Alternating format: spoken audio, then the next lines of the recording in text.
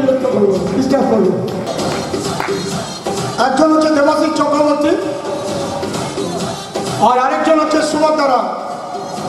ওনার parlour আছে, সব বন্ধ করে দিয়ে, প্রায় বন্ধ করে দিয়ে কাজ করছেন।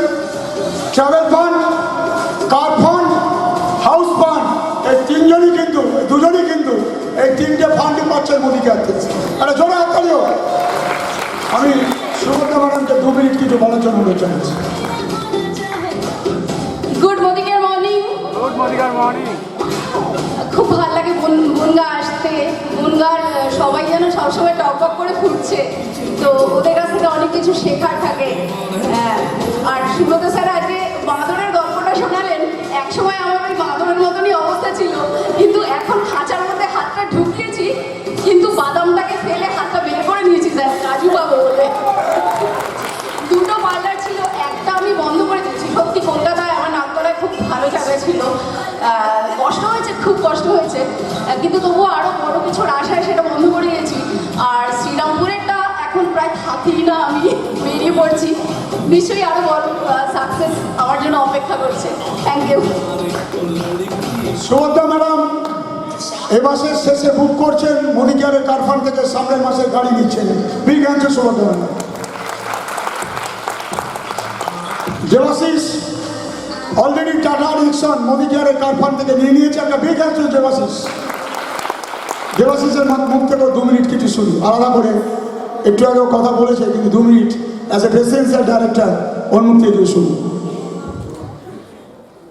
Thank you. খুব ভালো লাগছে যে এতক্ষণ ধরে সকাল থেকে সবাই এখানে বসে আছে, অনেকেরই হয়তো খাওয়া হয়নি। আমার তরফ থেকে আপনার জন্য একটা হাত তালি। অ্যাকচুয়ালি যারা বসে রয়েছেন নিজের জন্যই বসে আছেন, এবং আপনাদের জন্য আরও কিছু লোক এমন জায়গায় পৌঁছবে যে সারা জীবন আপনাদের কথা স্মরণ করবে। গভর্নমেন্ট সার্ভিস করছি, পাশাপাশি মোদিকেয়ার পার্ট টাইম 2 বছর 5 মাস। তো একটু রিয়ালিটি বলি যে চাকরি যখন পাইনি, চাকরি পেতে হবে, পেতেই হবে। যেটা করলে পাবো সেটা করতে হয়েছিল।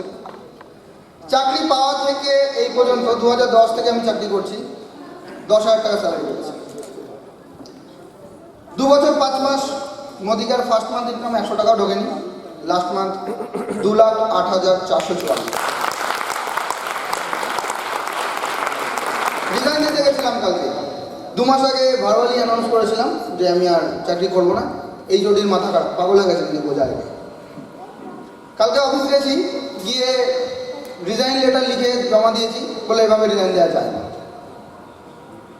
ওয়েস্ট বেঙ্গল গভর্নমেন্টের রুল, 5 বছর চাকরি করতে হবে, স্যালারি দেবে না, বাড়াবে না, আপনার কোয়ালিটি থাকলেও আপনি অর্জন করতে পারবেন না, ইচ্ছা করলে চাকরি ছাড়তেও পারবেন না।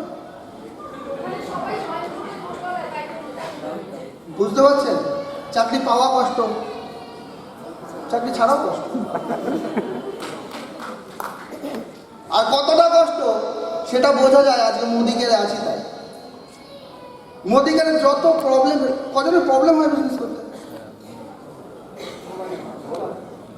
কারেক্ট, আপনারা বিজনেস করছেন তাই প্রবলেম হচ্ছে। যারা হাত তোলেন তারা বিজনেস করছেন। যতবার যত প্রবলেম এসছে, যত বাধা এসছে, মনে করছি সাকসেস পেতে হবে। একটা সুব্রত কর স্যারের জন্য একটা হাতালি দেওয়া হোক। কারণ উনি একটা দারুণ কথা বলেন যে পার্ট টাইমে ফুল টাইম মেন্টালিটি নিয়ে কাজ করা। তো আমি তো পার্ট টাইম কাজ করি, ফুল টাইম কাজ করে অনেকে 5 বছরে লাখ টাকা ছাড়ায় না। তো গর্ব করে বলছি না, যে অ্যাকচুয়ালি একটা জেদ থাকতে হবে না, আমাকে পারতে হবে। জিন্দগি में वो चीज़ नहीं मिलता जो आपको चाहिए। সাকসেস সবার চাই। একটু আগে স্যার বলে গেলেন না যে কজন সাকসেস পেতে ইয়েস বলে হাত সবাই তোলে। जिंदगी में वो चीज़ नहीं मिलता जो आपको चाहिए। जिंदगी में वो चीज़ मिलता है जो आपको चाहिए ही चाहिए, बनने की चाहता। কালকে রাতে সত্যিকারের ঘটনা বলছি, কালকে রাতে গাড়িটা নিয়ে সাইডে দাঁড়িয়েছি, জাস্ট দাঁড়িয়েছি, গাড়িটা এমনভাবে দাঁড়িয়েছি সামনে থেকে একটা 107 আসছে, একটু বেরিয়ে যেতে পারবে।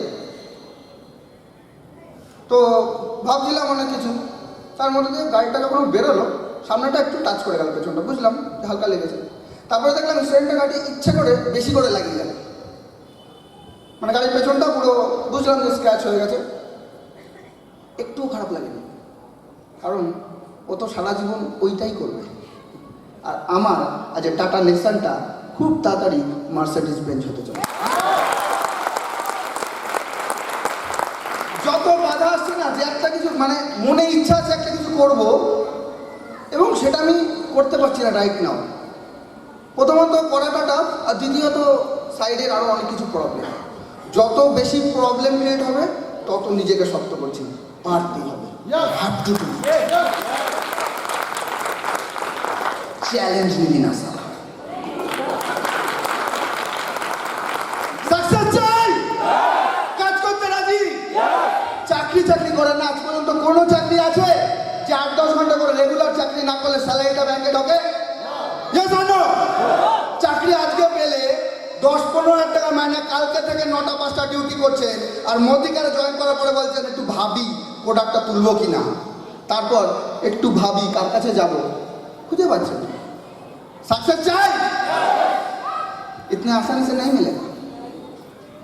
আজকে 1 লাখ 2 লাখ রোজগার মোদিকে কাছে কিছুই মনে হচ্ছে না, আর বাইরের পরিবেশটা দেখুন যে বেকার, সবাই বেকার, বলতেও খারাপ লাগে না।